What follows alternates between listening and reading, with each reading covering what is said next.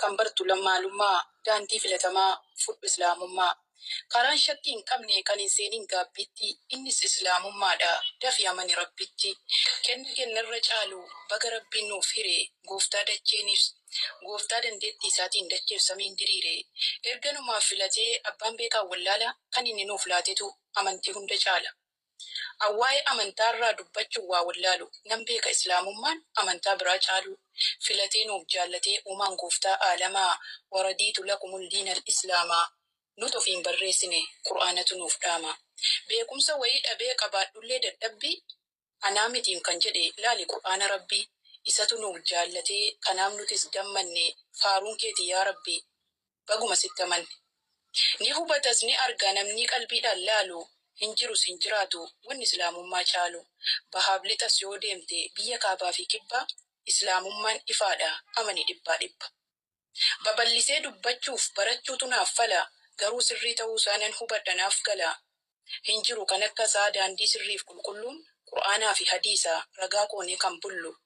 Abaacaadaa hin sa'in barreessu namni marti wahyiidhaan kan buufame ergamaa rabbii irratti jibriiriin ergatee qur'aana isaan kuuftaanii ergamaatti buufnaan kan haffaze qomaanii. Ergamaa keenya biraa qur'aanii wahyiin geessee Zayd ibn Saabit immoo taa'ee irraa barreessee.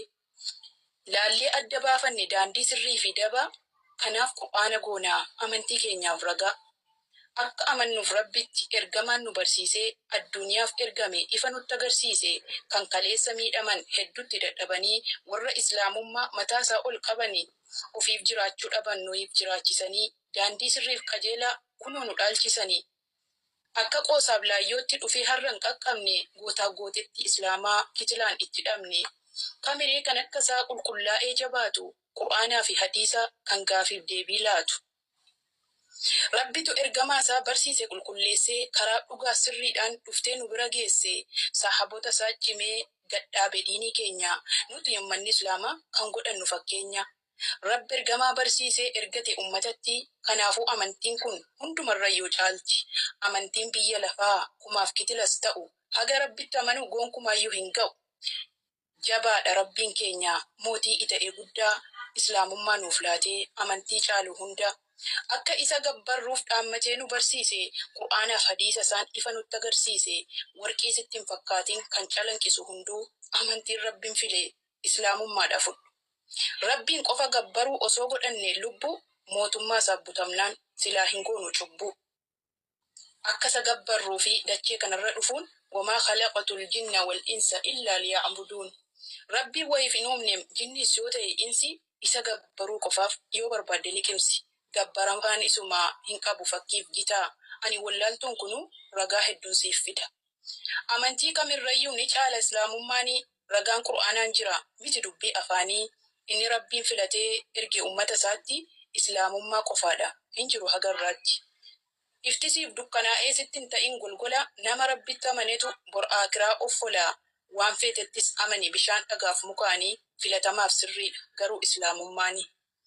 Kaaliqa homaan dhabne kan hundumaa danda'u namati filte qofaam inni islaamallee ta'u qabaataa har'aaf borii sooressa karoon qabne rabbiin tokkicha qabnaam dhugumatti maal dhabne. Amantaa cubbuun qabne kan nuuf godhe riqicha amannee tole jennee isaaf taane garbicha ifaadha daandiin isaa hin cabu micciiramu. Amantaan islaamaa baraan hin jijjiiramu kan ergamaan nuuf fide ni qeeballe daandicha amannee tole jennee rabbiif taane garbicha. Sobaaf fakkeessan qabu dhugaadha amantichi kanaaf hunduu amanee wal ga'uu jira dachi. Wallaalli waa baratee amantaa isaa haa baru dafee harka haa laatu gara rabbiin gabbaru kijibni fee mul'atu ulfaataan akka jirmaa osuma abbaan jiru warra gabbaru ilma. Osoo cimee baratee dhugaa godhatee karaa kan uume osoo jiru maaltu uumama gabbara. Yeroon taa'eetu yaadu natti fakkaata fiilmi abbaan uume osoo jiru kan gabbaramu ilmi.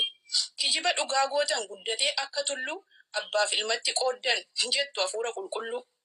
Kami hafuurri xuriin qulqulluun kan filtanii jirri uumama gabbartan gooftaa uumaa dhiiftanii. Mo'ataadha yoomiyyuu of keessaan qabu dharaa haga guyyaa dhumaatti jiraataa bara bara rabbitu nuuf filatee dhugaan akka gabbarru. Rabbitu nuuf filatee dhugaan akka qabannu Qur'aana isaan odeesse akka ittuu amannu. Sheexaanaan sakaalamnee daandii hundumaan deemnu Qur'aana Rabbii qabnaan kan lubbuu keenyaan eegnu. Isa ibsaa nuuf ta'ee akka ittiin of hubannu.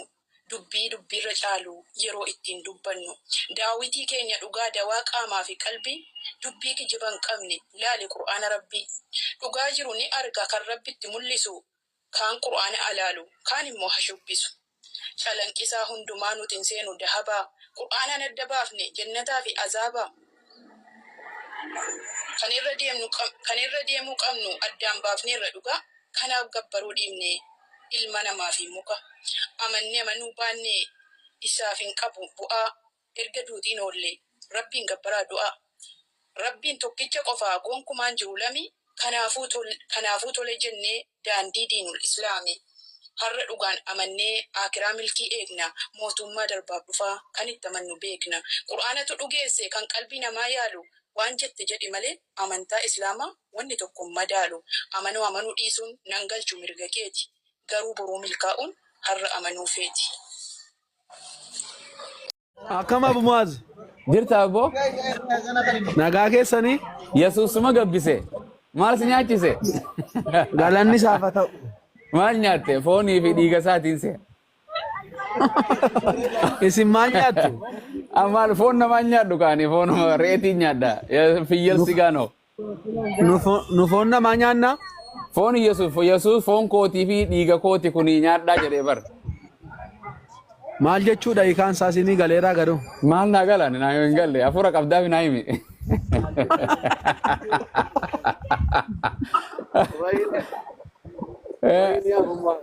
Baatii meeqa eega shaadaa wangeelaa qabattee baatii meeqa?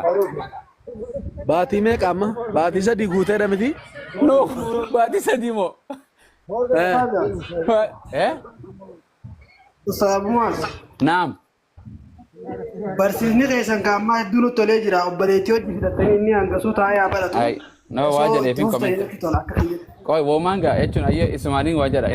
Irratti yoo nan kijibe na dhoowwi awwalee koo tole.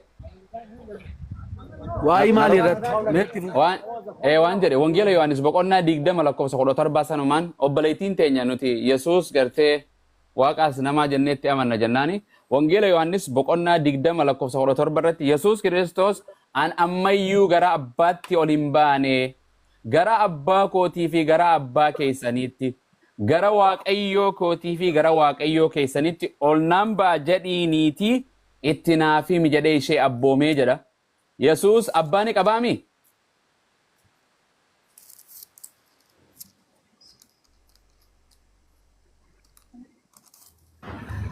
Maqaa isaatiin maqaa waaqa tokkichaatiin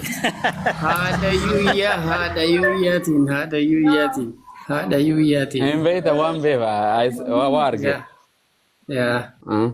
Egaa okay akkas kan si guddisaa qoya bi si guddisaa. Okay eenyu ota warri Yesuus agama Yesuus okay abba akka Kiristiyaan ni amanti masarataatu masi ni amanta Yesuus Kiristoos abba yaa abbaa ko yarichi geera xoofoo dhiphina abbaan na ergeo Yesuus abba qabeetti amantaami numa amanaami Kiristiyaanii abbaa akka qabu ni amantaami abbaa hafuura.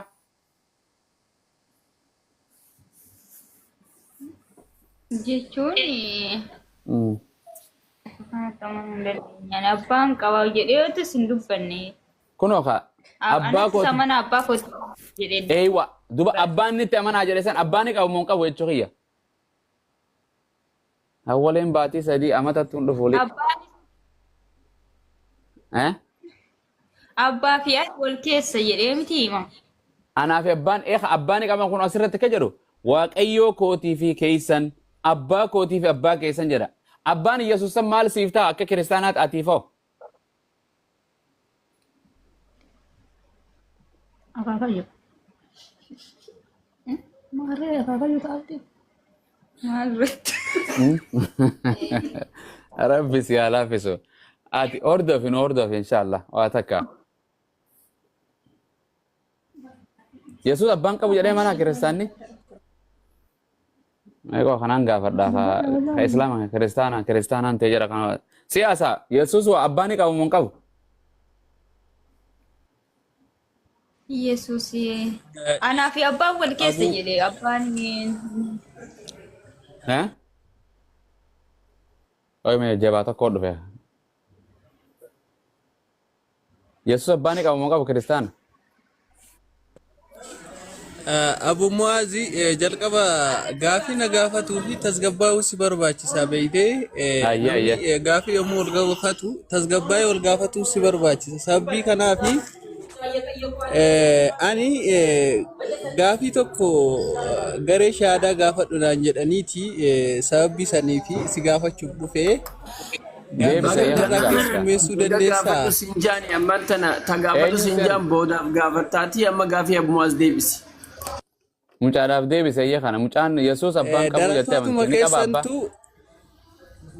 Tasgabbaa'inaan hin jedhin waan si gaafadhe deebise mana gaafiirra jira. Naa deebise iyya dura naa deebisi gaafadha. Na dhageeffadhu. Macaafni qulqulluun akka Qur'aanaa laaqamaadhaa miti beeytee sagalee Waaqayyoo qulqulluudha waan ta'eef. Deemachee jaldeessa. Aan fakkottoo. Nama tasgabbaa jedha. Mee amma nagaan isa gaafadhe mee nama kana kam hojjese tadhamaa haadhame. Islaamummaan raawwat akka akhiraa dhabee pheenxeesiin beeku. Kanuma deemi jiraadhu. Jaldeessaa si ergatee miti. Ergamtuu jaldeessaa.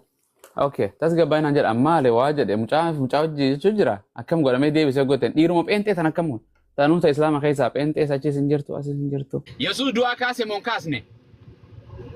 Kaaseera. Nama narraa boqotee jira naaf ni kaafta? Namichi jiraachuun isaa lafa kanarratti barbaachisaa yoo ta'e. Eenyu namichi nama du'e moo namicha du'e moo? Jechuun? Yesuus nama du'ee boolla keessa jiru kaase moo nama biyya lafaarra jiru kaase? Eesh nageessi kottu iddoo sanaan kaasash. Okay, gooba sayyee. Okay, lakkoofsa. Eenyu jira mee na bira? Ibrahim? Amma gara dhaabbadhu. Amma. Ibrahim jirtu? Ni jira. Akka garuu ati. Okay. Dhaabbadhu. Fixanne. Nina mana. Ati kaasnaa moo? Nana mana. Qabri, wallahi namni qabrii naa geessu nama kana. Fuutanii qabrii irra geessitan. Baay'een qabrii irra geessaa jiran. Mee eenyu lakkoofsa kan kee eenyu jira mee? Eessa jirta? Eessa jirta eewa? Arsi qabatte. Ani si qabadheera saas ko qoy dhaggeeffadhu. Walii gallaan ifati baay'ee. Walii galle. Intiniin qabu. Garuu dhaggeeffadhu. Anatu kaasuun ta'e maqaa Waaqayyootiin ka'a namichi. Garuu ka'uusa lafataa amanuu qaba. Maquma feeteen kaasi. Bakka feetu maqaa Yesuusiin feetu maqaa keetiin maqaa feeteen kaasi. Ati amanuu qabda ustaas. Anaa miti bara. Ani akka kaastu arguun barbaada. Obboleessi kee akkasii ka'u amanuu qabdaati. Naanama akkanaa ka'uun fadha. Akkooti yaafe akka hiddi dhaloota kiyya hundi akka ka'uun barbaadan. Waan siin jedhe. Okay, hayyee. Okay, amma sani inkaasi maatii kiyya. Maatii kan kee keessa. No, ani nama nuu dhiise jee. Maatii kan kee keessa ani boqote jira. Akkoon ta'e ni jirti. Akkoo ta'eetii ni jirti. Qoy dhaabbadhu dhaggeeffadhaa jiran kijiba. Akkoo ta'eetii jirti.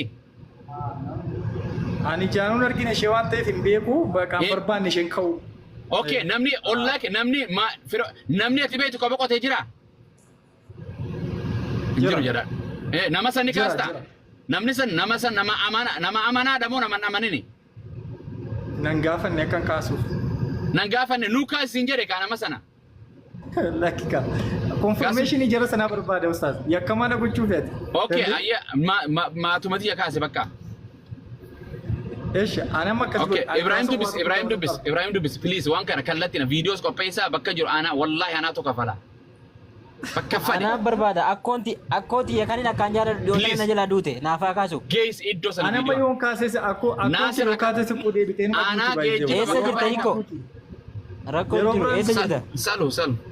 Gaafadha. Eessa jirta hiiko? Akkoon kee akka kaatu barbaadda? Waanan jedhu. Waanan jedhu. Maal jedhe iyyee? Finfinneen jira. Eeshiin kaati akkan kaa. Jedhe waan wangeerra hin jiran jedhe. Ayye jedhe. Yesuus Kiristoos jedhe. Yesuus Kiristoos. Akka ni du'aa kaasu. Akka dandeettii Waaqayyooti ni kaase akka kaasu. Ni kaase qoraan irratti Yesuus Kiristoos akka dandeettii aboo qabu naan beeka. Akka ni du'aa kaasu. Akka inni du'aa kaasu. Akka inni jireenya bara baraatti nama galchu akka karaa isaatiin jireenya bara baraan namni galu akka inni fayyisaa ilma namaa fayyisaa addunyaa ta'e fayyisaa addunyaati miti. Bakka alaa kanatti nama tutaananii ka'anii. No kijiba keeti. Yesu ana lallatu yibar. Boqonnaa ana miti yibar boqonnaan kun dhaggeeffadhu ilko. Boqonnaa islaama lallatu na dhaggeeffadhu ana miti. Ana dhaggeeffadhu amma tanarratti siratu mulu deema. Kiristaanni akka kijiban dhaggeeffadhaa jirana. Kijiba isaanii waan jedhe boqonnaan kun dhugumaan isiniin jedha namni anatti amanu jedha. Yesuus itti siitu amanamoo anaatu amana. Ati itti amanami? Siif ta'a wanti